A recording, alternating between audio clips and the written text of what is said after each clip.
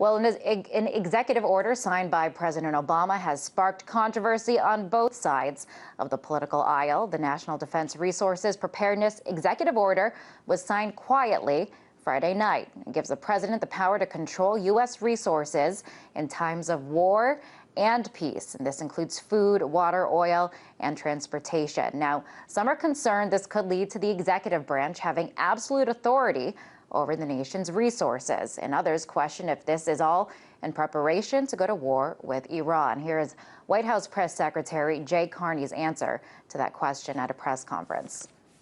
Some online commentary suggesting this gives the executive branch power to allocate energy, food, water in either peacetime or wartime.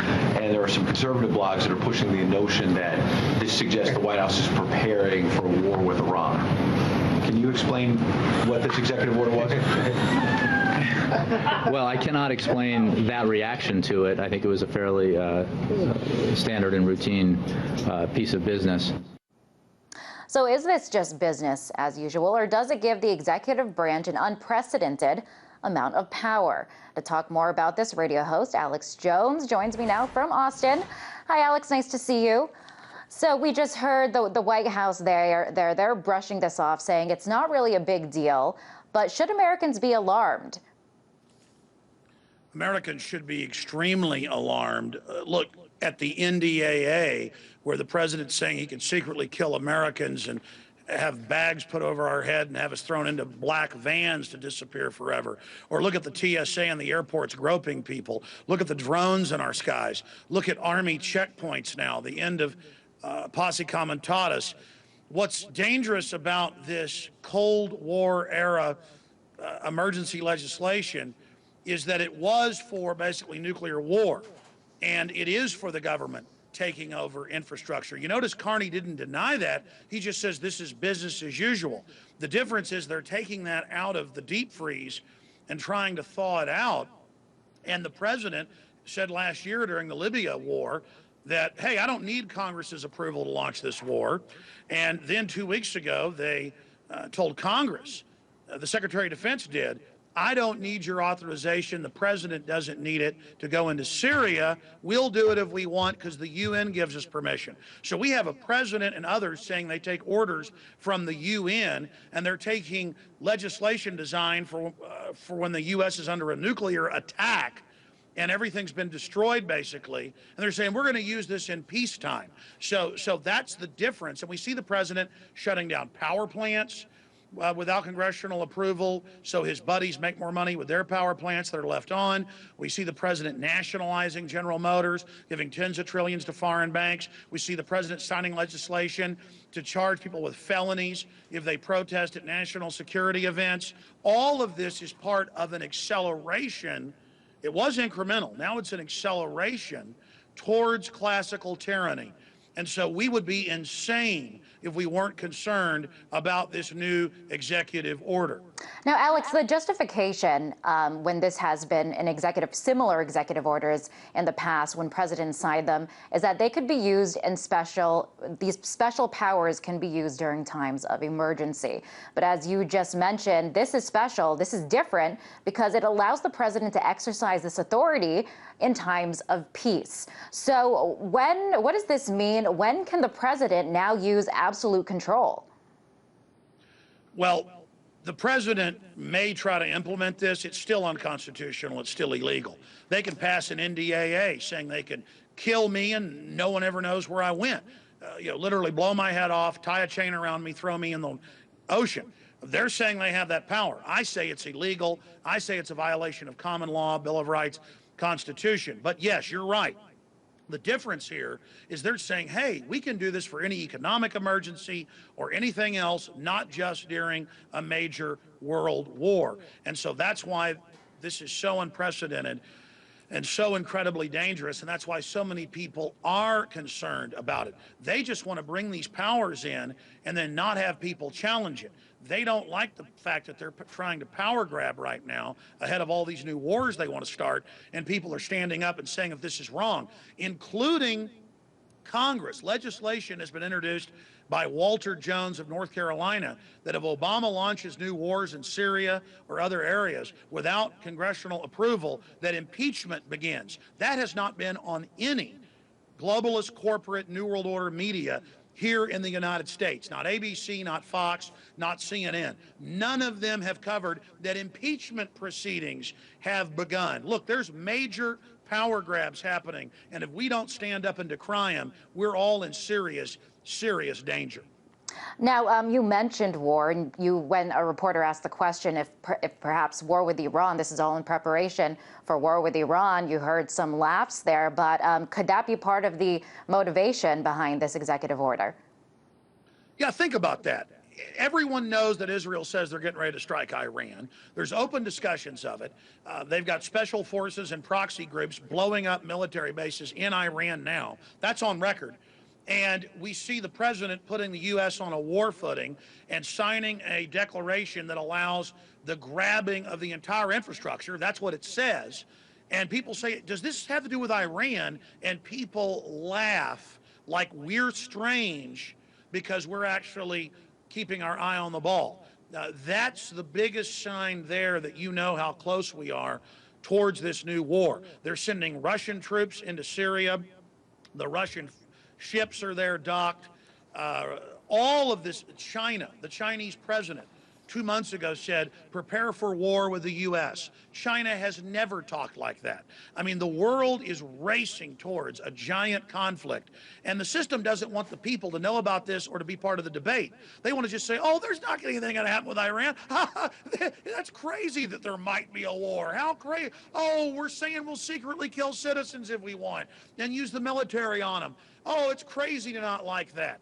Again, they don't want us to be awake to this. They don't want us to be discussing this because we might be able to stop this madness. So you think it might be a little bit of it was an uncomfortable laughter. One thing that was raising eyebrows, the timing of this order. It was signed late Friday night before St. Patrick's Day. Do you find the timing strange at all, Alex? Well, it's clear that they didn't want the public debating this or looking at this, just like the National Defense Authorization Act was signed in the afternoon on New Year's Eve, December 31st, 2011. Obama had said he didn't want to sign it. Then it turned out he demanded that the provision for secret arrest of citizens and secret killing and torture be added. You know, people ask, is this martial law? Yes, we've been under a soft form of martial law with secret arrest, warrantless spying, protesters getting beaten up, all of these type of things going on for a long, long time. Now they're telling us torture is good, secret arrest of citizens is good, the government taking over infrastructure is good. They don't deny all this stuff that we warn people about forever being real now. You know, before they'd laugh at you and say it wasn't real. Now it's real, but you're still a conspiracy theorist if you don't trust them. Well, then all the founding fathers of this country were conspiracy theorists. And the last thing I want to say is this. Throughout history, governments have gotten out of control and hurt people. And I want everybody to understand, this is not even America doing this. The same banks you see openly appointing presidents and prime ministers in Europe, the same mega banks announcing world government, are the people that have captured America.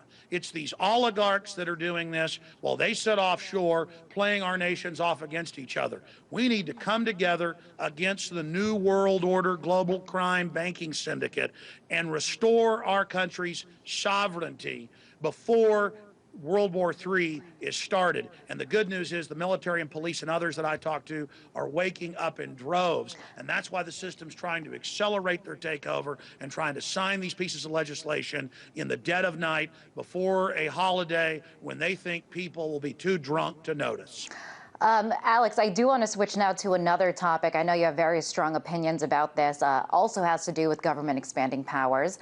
It's NSA's newest and biggest surveillance program. It's called Total Information Awareness. The program targets all kinds of electronic information from around the world. So this includes emails, tweets, texts, phone conversations, you name it, from U.S. citizens. And here, what you're looking at here is the center in Utah. It's being called the biggest spy machine ever in existence. Alex, should citizens be concerned about how the government is handling this wealth of information that they will now have? Well, just 5 years ago, Bush denied they were doing this because it was illegal. And now I saw Wired magazine just a few days ago, and they said, watch what you say. And then they had the Secretary of Defense, they had the CIA director in there, Petraeus, saying, oh, we're working with industry to have bugs and tracker systems built into all appliances. Your dishwasher is going to be listening to you. Watch what you say. We don't need warrants anymore. Just like they say they'll secretly arrest us. Just like they say they'll kill us. I mean, they're just flaunting all this tyranny in our face now.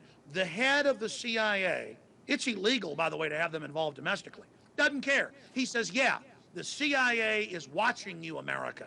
That is a system in our face telling us you're a slave and trying to intimidate us. Well, you know what, Petraeus? I'm an American. I don't work for Goldman Sachs like you New World Order guys do. I'm here to defend my republic, and I'm not scared of you no matter what happens. What you're doing is illegal, and just because you publicly announce you're going to arrest and kill citizens, and that you're going to spy on us without warrants, and that you're going to put troops on the streets, and that you're going to do all this, doesn't make it okay. Just like when the troops got caught growing opium under orders 3 years ago in Afghanistan, they just hid it in plain sight and had Fox News and CNN go, yeah, the troops grow the opium, and ship it to you in America, but if we catch you with it, you're going into prison.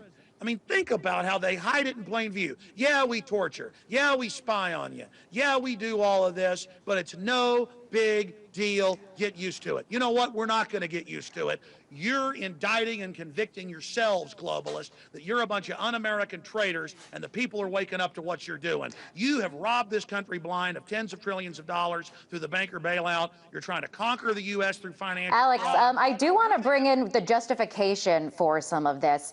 I want to play this soundbite from you. It's from the Defense Secretary, Leon Panetta. Here's what he has to say about cybersecurity. That the next Pearl Harbor that we confront could very well be a cyber attack that cripples our power systems, our grid. So cybersecurity is a concern. You know, we're becoming more modernized. We have hacktivists. It's kind of part of a more modernized world. So shouldn't the government then take steps to address it if it, in fact, is a threat? Yeah, the U.S. and Israeli government launched the Stuxnet on Iran, and now are using the Stuxnet as a reason to have the government take over all the infrastructure and the internet and put kill switches in all of the devices, when they're the ones that have been caught before launching false flags against the internet structure. Again, this isn't the U.S. government. It's long gone. This is a bunch of private globalists who have taken over and hijacked our country, saying, let us take over the internet and shut down people's free speech to protect it. It's the opposite. That's not what they're doing. Again, this isn't our government anymore. That's the point I'm trying to make here. Who is it then, Alex? Do what? Who is it then if it's not our government that's doing this? It is 6 megabanks, Goldman Sachs, JP Morgan Chase, and a handful of others that openly have announced a Bank of the World. The Economist magazine admits they've got a Goldman Sachs takeover of Europe, hostile takeover of Europe. It's a private corporate fascist group that have bought off our governments and gotten control of our militaries. They control Europe, they control England, they control Australia, they control the United States. And everybody better look out, including those of us inside the empire, because these crooks know that they've got to fully take over or they're going to end up all going to jail. These are crooks. These are crazy bankers that make 40-to-1 bets with their own customers' money who have nuclear weapons. They are completely full of bravado and chutzpah, and everybody better look out. And here's the bad news. Appeasing them won't make them back off. It'll only make them get crazier. They're running wild. And we are going to be talking more about that later in the show, just how special interests affect our government and whether or not democracy is as present today as it has been in the past. Alex, pleasure to have you on the show. That was Alex Jones, host of The Alex Jones Show.